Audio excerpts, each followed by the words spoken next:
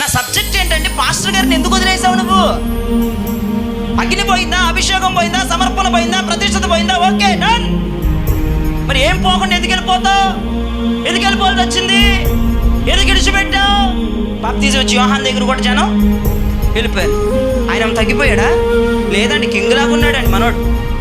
వెళ్ళిపోయారు. కానీ జనం కొరాహు, అభిరాము, దాతాను వాళ్ళ ముగ్గురుతో పాటు 250 మంది పాస్టర్ గారిని వదిలేశారు. నీతో నాకుగా మోషే దేవునితో మాట్లాడటం ఆపేశాడా?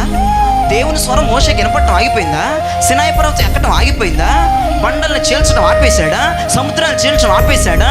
ఆకాశాన్ని చీల్చడం ఆపేశాడా? మరి అంత గొప్ప దైవజనుడు ఎందుకు వదిలేస్తున్నారేంటి అర్థం కావట్లేదు జనం. దైవజనుడు ఏం లేదండి, మేము వచ్చేసామండి. ఏం చెప్పదేమా, ఏం చెప్పరు. ఎందుకు వదిలేసామంటే పర్టికులర్ రీజన్ ఉండదు వాళ్ళ దగ్గర.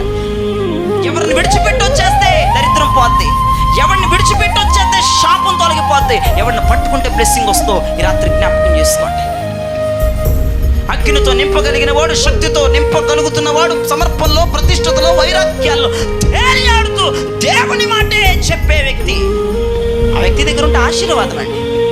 అదేం లేకుండా పొద్దు గూగులు డబ్బుకులు కొట్టుకుని, పొద్దు గూగులు డబ్బుల గురించి చెప్పి, పొద్దు గూగులు ఆ స్టోరీ ఈ స్టోరీ పెట్ట కథలు చెప్పేవాడి దగ్గర నువ్వు వచ్చేసిన నష్టమే లేదు. దేవునికి స్తోత్రం చెప్పండి. గట్టి ఏ దైవజనుడు వదలాలి, ఏ దైవజనుడు వదలకూడదు అనే జ్ఞాపక శక్తి ఈ రోజున సంఘానికి తెలియాలి.